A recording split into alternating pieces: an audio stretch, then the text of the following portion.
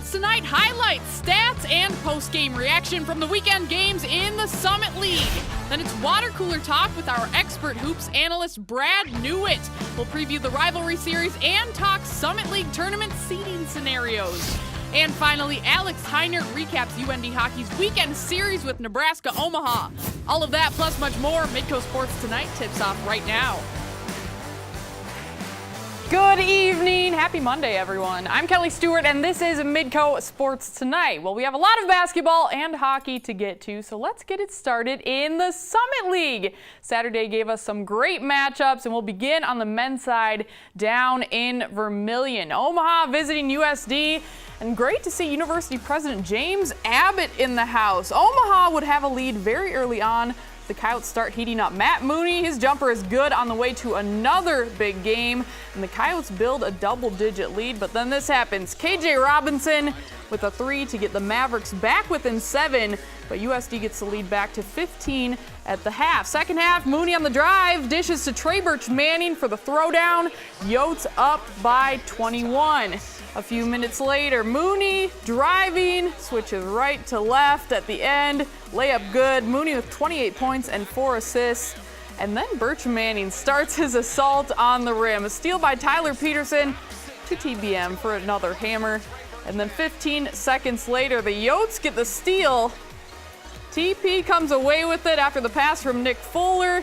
He goes up the court, goes to Mooney. Mooney drives, drops it off to TBM with the jam. Trey Birch-Manning 15 points and 8 boards, and USD gets the win in this one, 79-64. Matt Mooney, huge game, 28 points, 4 rebounds, 4 assists. That's his highest point total since he went for 30 a month ago at SDSU. Of course, USD will be taking on the Jacks on Thursday this week, and I caught up with Craig Smith right after the game.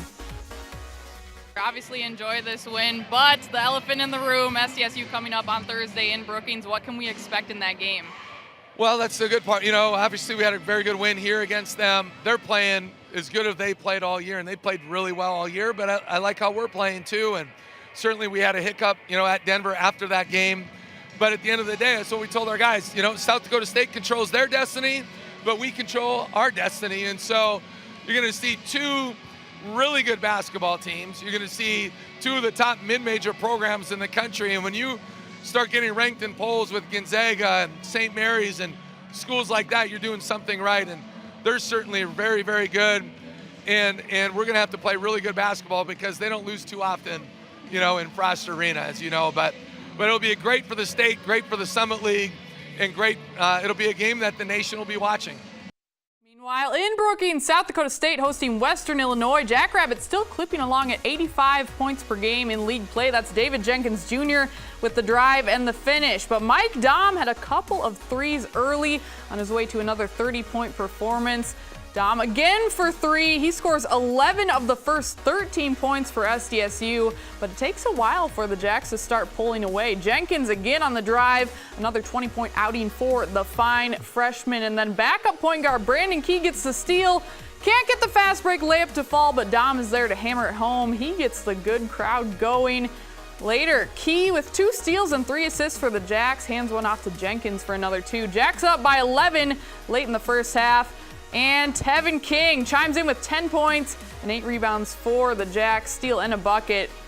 Coming up a little bit later, Mike Dom, another 3. He and Jenkins combined for 29 in the first half, and the combo for 50 in the game. The Jacks cruise to a 20-point win, getting big nights from Dom and Jenkins once again. Jacks win their 6th in a row. SDSU, like Craig Smith said, 13-0 at home this season, and South Dakota coming to Brookings on Thursday night.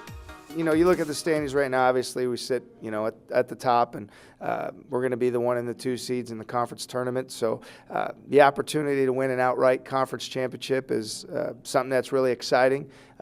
The way that, you know, we're going to have a chance to do that is we practice really well and we're really focused and handle our business all week long leading into the game. So, you know, it's a very important game. I know that I've said throughout the year that, you know, each one of them is important because you only have 14 opportunities with a little bit of a shortened schedule. So we're in this position because we've taken care of those opportunities up to this point. But we're going to stay on task like we've been and do everything we can to be at our best come Thursday night.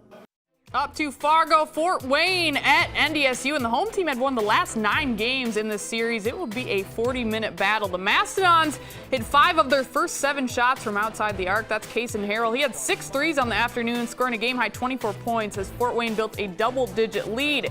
NDSU cuts into it in the final 10 minutes of the half. Paul Miller goes inside for 2, and then later, off of the miss, Dylan Miller tracks down the loose ball. He finds A.J. Jacobson for the 3. Fort Wayne would score 6 straight before the half to lead by 8 after the first 20 minutes. With under 10 to go, Tyson Ward, a nice dish inside to Jacobson for the basket and the foul. Jacobson also finished with 14 points on the afternoon. North Dakota State would go on a 9-0 run late in the second half. Miller to Jared Samuelson.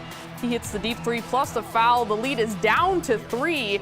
The Dons respond with 6 straight points, but the Bison not done. Miller blocked from behind. Ward was there to put it up and get it back to a 5-point game. Ward had 12. But then just over a minute to go, John Conchar delivers the knockout blow with a 3 as the shot clock winds down to put the game away. He had 16 points to go along with 8 rebounds and 8 assists. Fort Wayne goes on to win it 84-72. North Dakota State turned it over 17 times, while the Mastodons hit 14 threes at a 45% clip. Kason Harrell led the way for the Dons with 6 trays. The Bison got double-digit scoring from Paul Miller, A.J. Jacobson, and Tyson Ward, but it wasn't quite enough on senior day.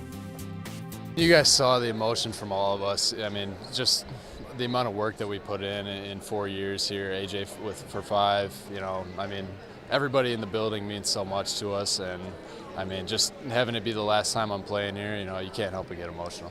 I was really emotional after the game. You know, losing doesn't help, but you know, just thinking about that it's over, you know, that I'm never going to play another game here is, you know, really pretty upsetting. And you know, it's been a lot of good times though, you know, a lot of great times, a lot of memorable runs that we've had.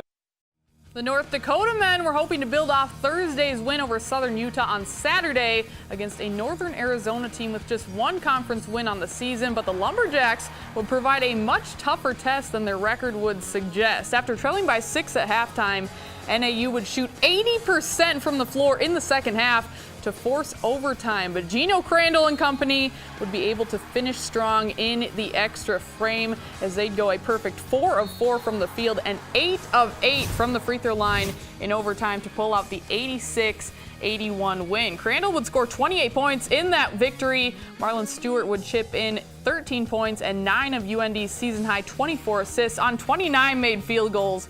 The victory was North Dakota's first in 4 overtime games this season and improves the Fighting Hawks to 5-10 in Big Sky play.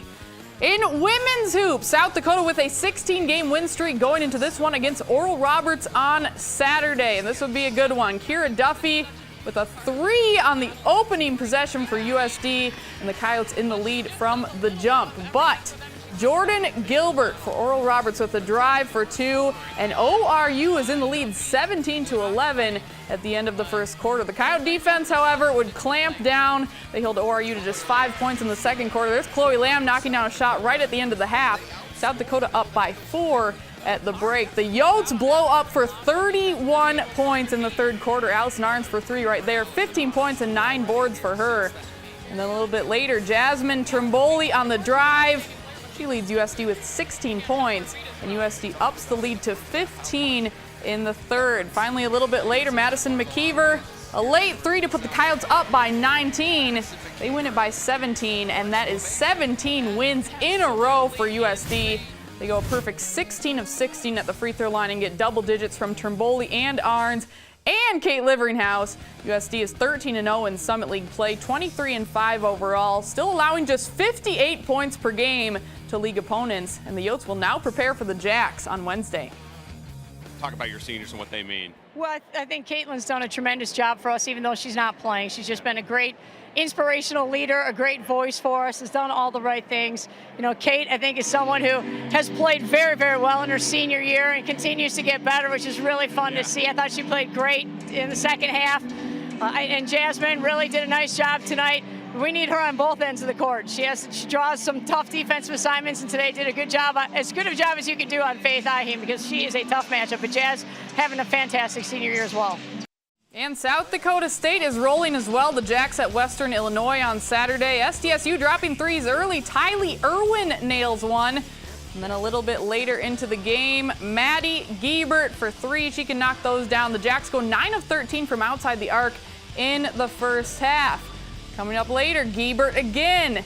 She makes 5 threes in the game. She now has 253 in her career and moves into second place behind Jill Young on the SDSU all-time list. Macy Miller hits a couple of threes as well, and SDSU leads by 20 at halftime. Coming up in the third quarter, it is Miller again. 3-point play this time, and the bench was absolutely loving it. 16 points, 8 rebounds, 4 assists for Miller. Jacks with some good passing, and they find Taggin Larson. It's the only bucket of the game for Larson, but she pulls down a season-high 14 rebounds. SDSU goes up by 26 points in the fourth on another three right here by Giebert, and the Jacks win by 28 on the road. That gives SDSU the season sweep against the Leathernecks, and they hold Western to just 17% shooting in this one. Emily Clemens and Taylor Higginbotham combined to make just 1 of 22 shots from the field. For SDSU, Maya Selland is back from injury and back in a big way. In this one, she had 15 points and 8 boards. The Jacks are 11-1 in second place in the Summit League. They play at first place, South Dakota, on Wednesday. When we come back, Brad Newitt is here to help make sense of all this madness. He'll give us his view of what this week's rivalry games mean for USD and SDSU. You're watching Midco Sports Tonight. Midco Sports Tonight, presented by Avera Orthopedics.